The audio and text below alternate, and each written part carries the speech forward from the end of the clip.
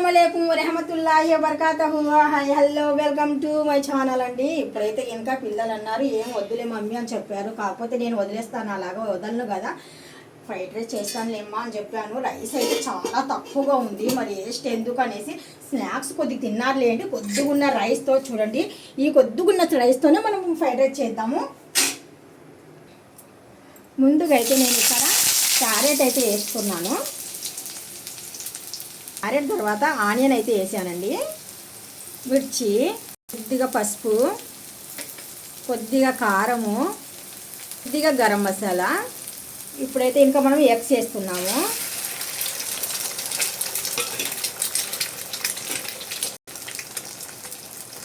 మొత్తానికి ఒకసారి అయితే బాగా కలిపేద్దాము.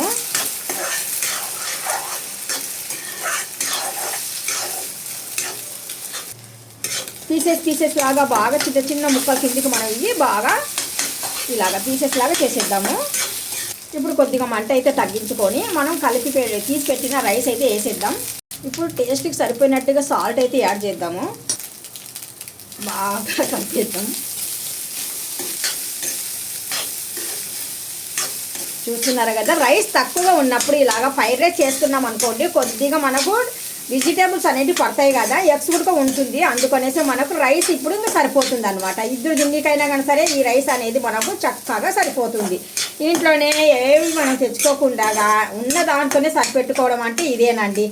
పొదుపు అన్నా ఇదే, సరిపెట్టుకోవడం అన్నా ఇదే అనమాట. బయట అలవాటు లేకుండా. చూస్తున్నారు కదా, ఇప్పుడు చివరిలో మనము ఫ్రెష్ అయిన కొద్దిగా కొత్తిమీర అయితే కనుక గ్రానిక్స్ కోసం వేసేద్దాం. టేస్ట్ కోసం కూడా వేద్దాము.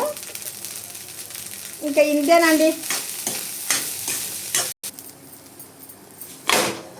చూస్తున్నారు కదా, ఇలాగా చనాలుల్లో మనం ఉన్న కొద్దిగా రైస్తోనే ఇద్దరు తిన్నట్టుగా కొద్ది క్యారెట్, ఉల్లిపాయలు అన్నీ వేసేసి మనం 2 ఎగ్స్ వేసేసి బాగా టేస్టీగా చేసిన ఫ్రైడ్ రైస్ అండి. ఇంట్లోనే ఇలాగ చేసుకోండి, హెల్తీగా ఉండండి. థ్యాంక్ యూ సో మచ్ అండి. అల్లా హాఫీజ్.